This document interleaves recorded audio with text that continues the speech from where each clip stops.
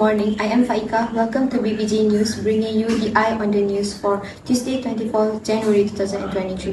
On 11 January 2023, Uganda have declared the Ebola disease outbreak caused by the Sudan Ebola virus was over. The declaration was made after 42 days passed without any cases reported. A total of 164 cases, 77 deaths, and 87 survivors were reported. Ebola virus and outbreak. This emerging disease we might have heard or not. Ebola disease is a term for a group of deadly diseases in people caused by 4 Ebola viruses within the genus Ebola virus. The name is Ebola virus, Sudan virus, typhus virus, and lastly Bundibugyo. Actually, there are another 2 names of Ebola discovered, which is Reston virus and Bombardier virus, but the cause of the illnesses between human and animals is still unknown. So, where exactly this deadly virus started? Is it start from us or an animal? Ebola virus was first discovered in 1976 when 2 consecutive outbreaks of fatal hemorrhagic fever occurred in different parts of Central Africa. The first outbreak occurred in the Democratic Republic of Congo in a village near the Ebola River, which gave the virus its name. The second outbreak occurred in South Sudan, approximately 500 miles away. Initially, public health officials assumed these outbreaks were a single event associated with an infected person who traveled between these 2 locations. Scientists later discovered that the 2 outbreaks were caused by 2 genetically distinct viruses, which is Zaire Ebola virus and Sudan Ebola virus. After this discovery, scientists concluded that these viruses came from 2 different sources and spread independently to people in each of the affected areas. Even though it almost 5 decades since the first outbreaks of Ebola, the sudden outbreak happened in Uganda was unexpected. Uganda have declared an outbreak of Ebola disease caused by Sudan Ebola virus on 20 September 2022 after a case at Mubende Regional Referral Hospital. The index case was a 24-year-old man, a resident of Ngabano village. The patient experienced high fever, diarrhea, abdominal pain, and began to vomit blood on 11 September 2022. But he died 5 days after hospitalization after testing. To be more precise, together with us, Alyna, reporter in charge in Uganda, will be leading us what exactly happened in Uganda. Hi, good morning, Alyna. How are you? Good morning, my name is Alyna and here with me in Kampala, Uganda. I'll update the news on what exactly happened in Uganda during the outbreak. For your information, Ebola disease is the term of a group of deadly diseases in people caused by 4 Ebola viruses within the genus Ebola virus. There are occasional Ebola virus disease outbreaks in people occurring primarily on the African continent. Following the discovery of these Ebola viruses, scientists studied thousands of animals, insects, and also plants in search of the source of reservoir host. It is believed that the African fruit bats are likely involved in the spread of Ebola viruses and may even be the reservoir host. Scientists continue to search for the conclusive evidence of the bat's role in transmission of the Ebola viruses. The most recent Ebola virus to be detected is called Bombardier virus. It was identified in the samples of fruit from the bats collected in Sierra Leone. Viral and epidemiologic data suggest that the Ebola viruses existed long before the initial recorded outbreaks occurred. Factors like the population growth, encroachment into forested areas, and the interaction within the wildlife, such as the animal meat consumption, may have contributed to the spread of these Ebola viruses to people. I'm here today with one of the Ebola survivors, Miss AMIRAH. How are you today, Miss? If you can already tell, I am feeling a little bit under the weather due to my intense fear, anxiety, and lack of ability to console and look after my family and my friends. I'm sorry that you must experience that.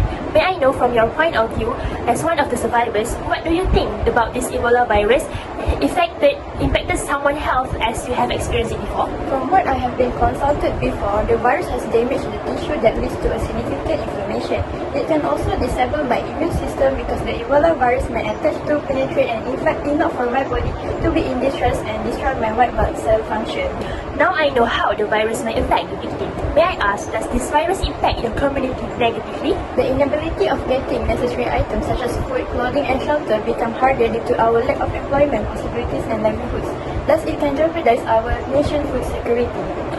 Last inquiries, does the socioeconomic was disrupted by the situation?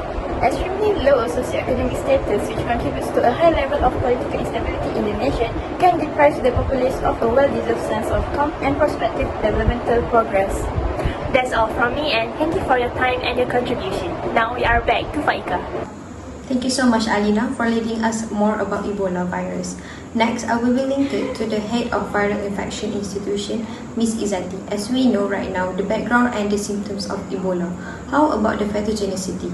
I will leave it to the Professor IZZATI. So, what is pathogenicity? Pathogenicity is an organism's ability to spread disease. In virus infections, symptoms of disease result from two sources: direct damage brought on by virus, replication, and unintended consequences of the immune response to the infection. The term pathogenicity refers to an agent's capacity to cause disease. Pathogenic agents include disease-causing bacteria, viruses, prions, fungus, viroid, and parasite. How can a victim get infected? Humans can contract the Ebola virus either directly or indirectly by coming into contact with the blood or bodily fluids of an infected human or animal, such as fruit bats, monkeys, or antelope. It is not an airborne virus, so unlike the normal cold or flu, it does not spread through the respiratory system.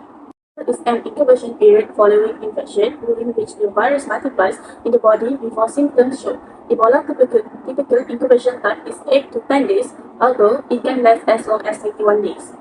There are some numerous symptoms of the Ebola virus infection include fever, bad headache, muscle pain, weakness, nausea, vomiting, abdominal discomfort, and unexplained bleeding or bruising. How does the Ebola function? The liver, kidneys, and blood vessels are only a few of the body organ systems that are affected by the Ebola virus infection.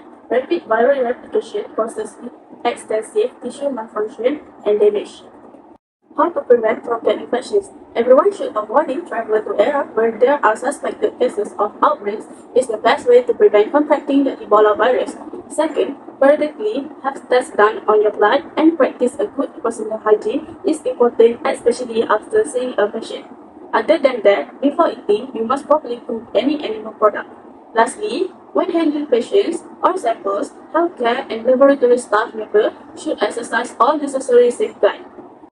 Lastly, this will be a live broadcasting call with Minister of Health. Hello, Mrs. ATISYA. How are you? Hi, I'm fine, thank you.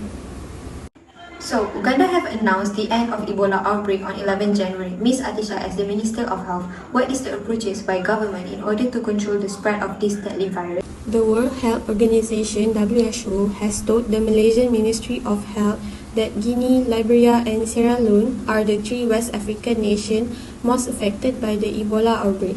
As of October 12, 2014, the WHO had documented 8,973 Ebola virus disease or EVD cases and 4,484 fatalities in nations with extensive and ongoing transmission. When a person contracts the virus, it is spread throughout the community in the affected area via close contact with the bodily fluid of an infected person or animal. The example include feces, saliva, blood, and more. Early signs of Ebola include fever, muscle discomfort, headache, sore throat, loss of energy, and extreme weakness.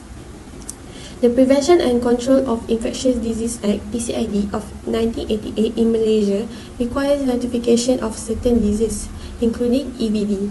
There hasn't been any notice of EVD case in Malaysia up to this point. However, we already consistently improve surveillance and readiness to deal with the probable incidence of infectious disease such as EVD. All levels of Ministry of Health staff have received training on EVD and infection prevention and control methods, including at the nation international border. Implementing the best infection prevention and control practices throughout all government-run healthcare facilities, including the provision of isolation wards in public hospitals. As a reminder, all medical facilities should regularly check for infectious disease, including EVD, and should notify the National Crisis Preparedness and Response Center (CPRC) of any such cases. Now, we have at the end of our session. Eventually, we have known about the background of the virus, the symptoms involved, the pathogenicity, and the government approaches towards the virus. This virus, we might control it since the outbreak was over, but the possibility of the emerge is still moderate. Please take a good care of yourself, and we hope the best for the world in reducing this deadly disease. Thank you.